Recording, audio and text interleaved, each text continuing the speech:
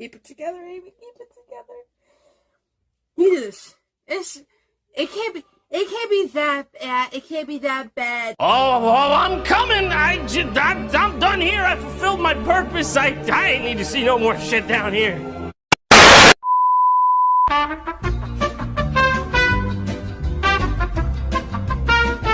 Yeah, it's bad. Okay. Okay, guys. We finally came up to it. It's finally here. We're gonna talk about it. You know, it's been on the list for a while.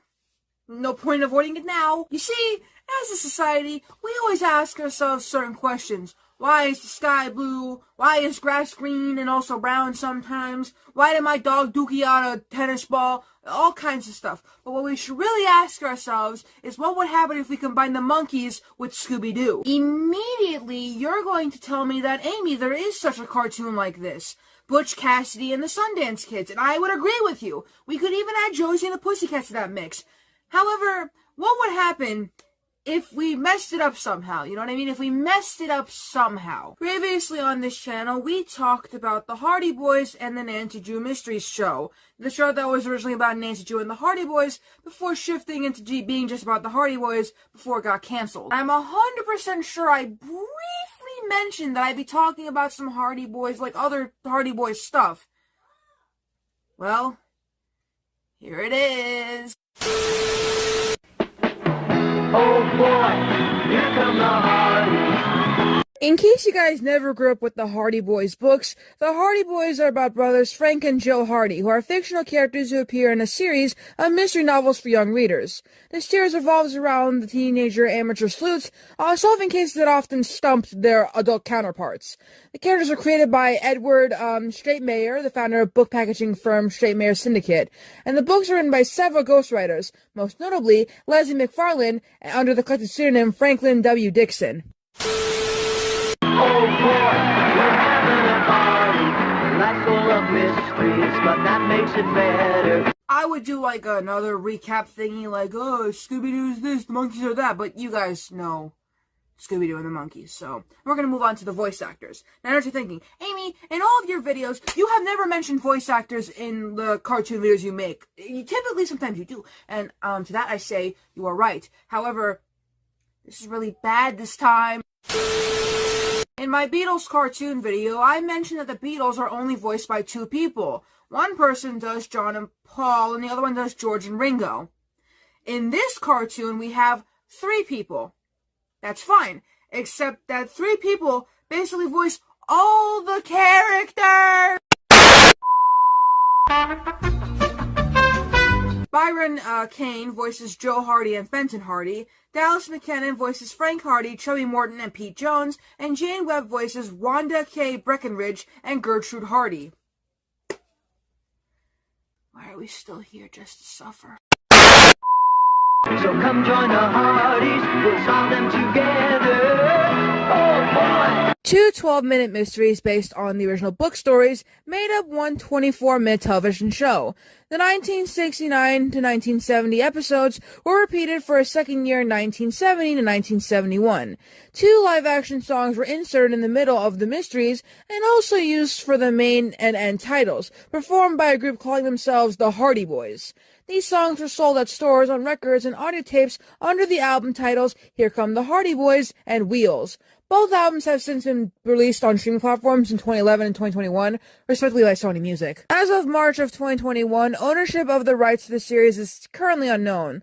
The last known rights holder, for broadcast distribution only, was actually 20th Century Fox in the 80s. However, since the 70s and 80s, most of its episodes were released on 16mm film, which have been uploaded by numerous users to YouTube. Here come the Hardys. Oh boy, we're having a party. Mentioning the Hardy Boys and a rock and roll band would probably be one of the last things you would think of about, the mystery-solving brothers, whose books have been published since the 20s. Probably not the image that the Hardy Boys creator Edward Straightmayer had in mind for juvenile detectives, the boys. But in 1969, rock and roll artists were what Frank and Joe Hardy became for the Hardy Boys television series, the animated one. There's another show, but whatever. In addition to solving mysteries and apprehending, evildoers, the two brothers were part of a 5-member band that performed songs between catching crooks, searching for lost treasures, solving mysteries, and rescuing victims. It was definitely a different type of Hardy Boys, and intriguing to anyone who has read or heard of the boys. The idea of turning the brothers into a rock and roll band is so different from what fans expect after reading the book. That in and of itself is enough to make you curious about the series. Also, it was the only time that the Hardy Boys have ever been in a cartoon show. But of course, it was an unsuccessful time. After a 2-year run, the series was cancelled, thank God, and since that time, the cartoon series and rock and roll group have been obscure and somewhat a disregarded part of the boys' history. Try to find some information about the series, and you will discover that not much has been written about it. Hence why I didn't really read the Wikipedia for it that much because, well, there's nothing there. Most TV history and children's cartoons books say little about the show. In fact, some of the Entertainment Encyclopedia, which claim to be complete, don't even mention the Hardy Boys cartoon. Try to watch the show, and you will also find that difficult. Rarely, if at all, have the cartoons appeared in the syndicated television rerun market, and of course none of the episodes are available on the commercial videotape market. And if you're curious about listening to the music, well, good luck, because you'll be disappointed because the music does not exist today in the popular compact disc format, and most people don't know that there was a Hardy Boys rock group.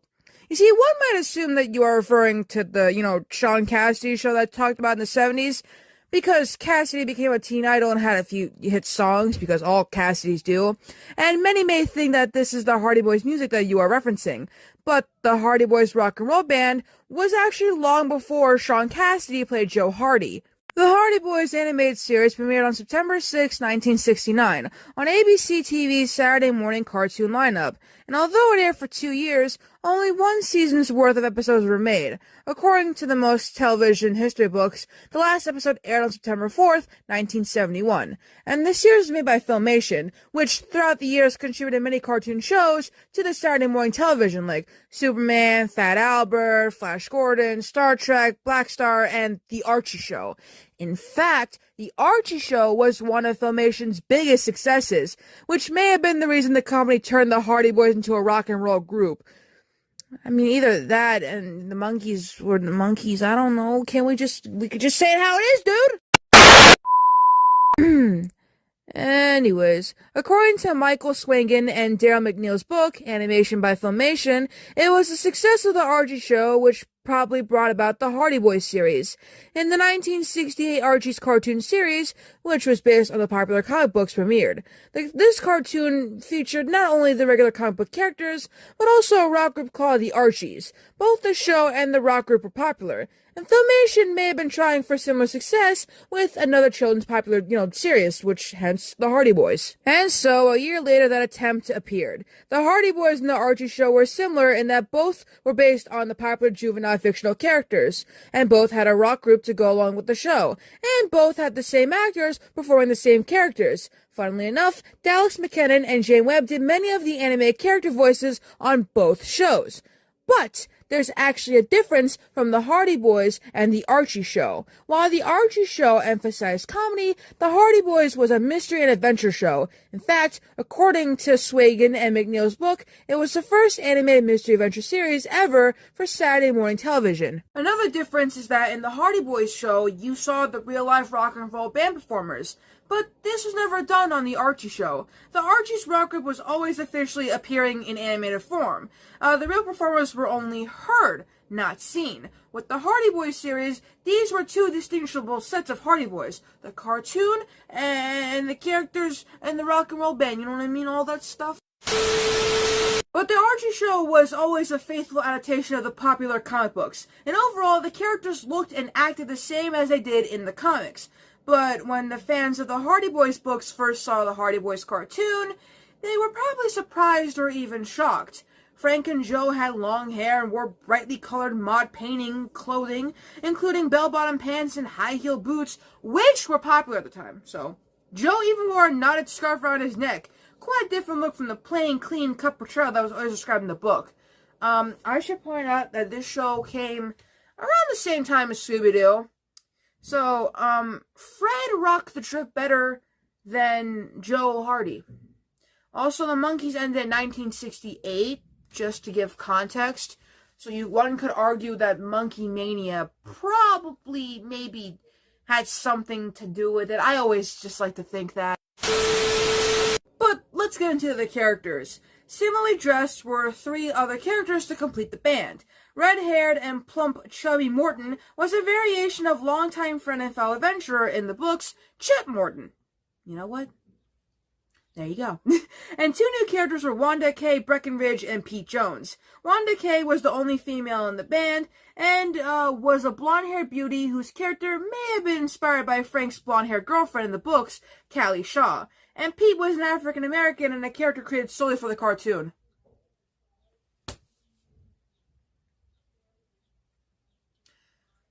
Y'all are not slick. Together, the 5 characters traveled around in a brightly painted Rolls-Royce silver ghost car and solved mysteries and performed songs. Wait, what does a Rolls-Royce silver ghost car look like?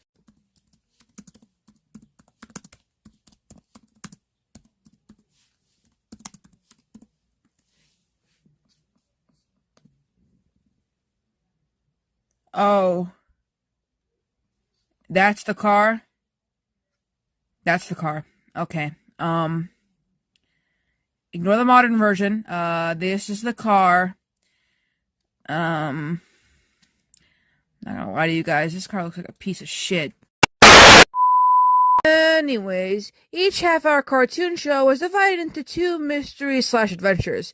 The band performed the original song in the second adventure of each show. Most of the television encyclopedia says that there were 17 episodes to the series.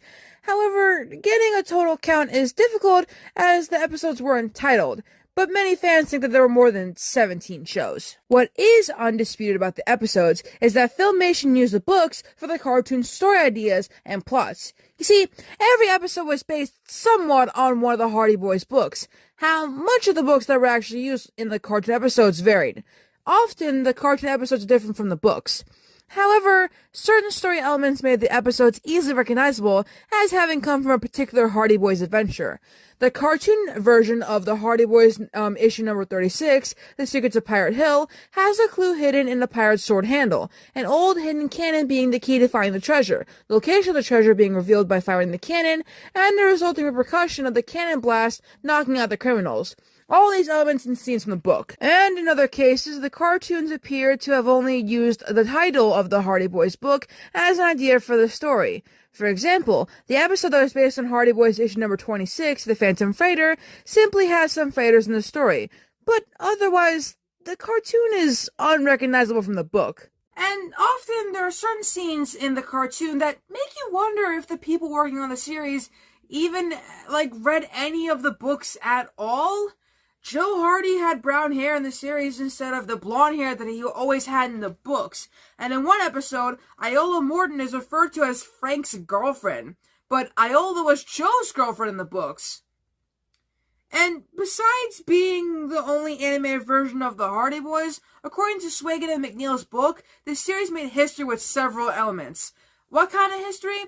Well, first, the Pete Jones character was especially significant for the, Saturday morning cartoon history, Swagan and McNeil reported that Pete was the first African-American to be featured in a Saturday morning cartoon. Second of all, the story dealt, with, drug smugglers. These episodes actually had the characters saying the words dope and drugs. Well, that may seem insignificant today for our standards. In 1969, that was a big step for children's cartoons. But while, you can say that on TV in the cartoon, there's one thing this show didn't do. All of the fighting, and I mean nearly all of the fighting, was done off-screen. At the time, there was a campaign against cartoons having violence in them. That's not different now. But however, it would be difficult to do a Hardy Boys adventure show without Frank and Joe and company battling the bad guys. But Filmation was able to appease both camps by doing the fighting off-screen, in silhouette, or in a comical fashion. Usually the cartoon showed the heroes leaping at the crooks, everybody fell off-screen, and a series of fighting sound effects was heard. When the noise stopped, the camera panned to the winners of the battle. So kind of like Batman, because Batman, the 60s Batman, pow, wow, wee, wee, Sometimes heavyset Chubby Morton would subdue the evildoers through laughable means. In one episode, Chubby raced after fleeing crooks, but tripped, rolled, and knocked them over as if he were a bowling ball, and the evildoers were his bowling pins. In another episode, he actually overpowered all the bad guys by wrecking their plane. How was this accomplished? He fell on the wing of the plane, and the wing broke.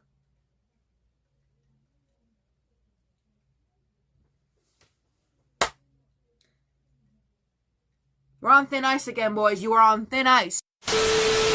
According to Animation by Filmation, the Hardy Boys show was actually the first Saturday morning cartoon to have PSAs in which the cartoon characters warned about the dangers of drug use and smoking cigarettes and encouraging seatbelt use.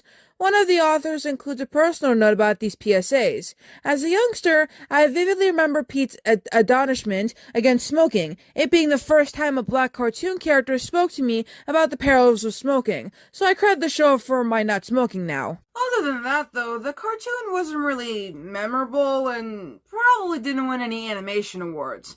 Throughout every episode, the same animation sequences are used and then reused it on different backgrounds. They're cutting corners, dude. And every time the band performed, they practically had the same animation shown. That's kind of lazy, dude. Which, speaking of laziness, according to Paul Muller, a Hardy Boys fan and collector and co-author of the book Hardy and Hardy Investigations, he thinks that the animated musical sequences were actually copied from the Archie show, which would make sense because same company. The general movements during those scenes are taken right from the Archies. It was the same movements, different backgrounds. I think they had the Hardy Boy animators draw over the Archie animated outlines, is what he says. And rarely were any of the characters seen in different clothes. The animators had the characters in the same bell-bottom pants, the same high-heeled boots, the same flashy shirts, and the same vests or jackets whenever they were exploring a cave, riding an iceboat over a frozen lake, walking around in a swamp, hiking through the desert, or traveling downriver in a canoe. Often the stories were weak and had the characters doing unrealistic things. Like in one episode, the Hardy Boys were pursuing thieves who were about to rob a recording studio. It just so happened to be the same recording studio in which they were going to perform a song. So, what do the Hardys do when they spot the crooks about to make the robbery? I'll tell you what they do. Joe says, "Wait, give them some time to get started." And then Frank replies, "Right, come on, we'll do our number first." So the Hardys performed their song and then pursued the crooks who were still robbing the studio. The bad guys must have not been in much of a hurry. In another episode, the Hardys are in a helicopter pursuing bad guys who are traveling in a biplane. They jump from the helicopter onto the biplane's top wing, while the biplane is still flying at full speed. Frank, Joe, and Pete, and a guide who was with them on the case, have no trouble standing on top of the wing without any means of support. Then one of the crooks stands up from the open cockpits and throws them with a wrench. Why the bad guy didn't just turn the plane and dump them off the wing, I don't know. Not only that, but for the musical element of the cartoon, a real-life rock and roll band was formed.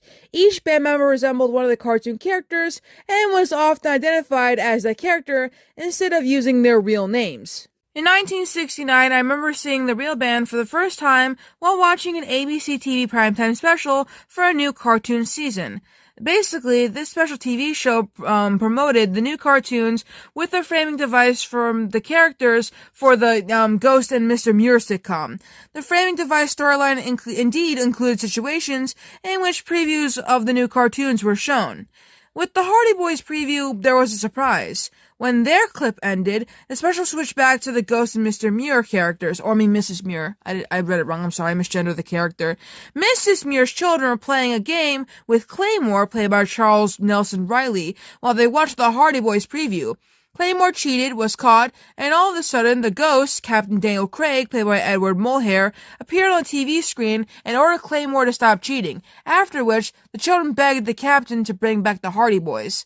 The captain agreed, but added that as a special treat, he would bring them to life, and with his magical powers, the real boys appeared, well, the band, not the boys, well, I mean, the boys too. They appeared on the screen and performed the song Love and Let Love. Probably to emphasize the band's connection with the cartoon, each of the members performed in front of a life-size picture of the animated character they were identified as. those real band members and the Hardy Boys' characters they were often identified as were Reed Keeling as Frank, Jeff Taylor as Joe, Nibs Soitzak as Chubby Morton, Bob Croder as Pete Jones, and Devin English as Wanda K. Breckenridge. They also appeared on the Hardy Boys' cartoon opening and closing credits, performing the theme song, Here Come the Hardys. But once the show started, the animated characters took over. Other actors did the talking voices of the characters, and when it came time during the episode for the band to perform, the animated characters were seen while you heard the real-life musicians. So, even after all that, even though the cartoon may have not been the best or the most liked version of the Young Detectives, a place in the Hardy Boys' history was definitely made and is still around. Thank God I'm finally done talking about that monstrosity. True monstrosity. But, what can you do? I hope you guys enjoyed the video. Make sure to like, comment, and subscribe. And I will see you all in the next video where I'll be talking about The Who and Zach Starkey. All the stuff going on. Because I was always going to make a video about it. But now that we have new updates, I can still make the video. Oh boy, here come the Hardys.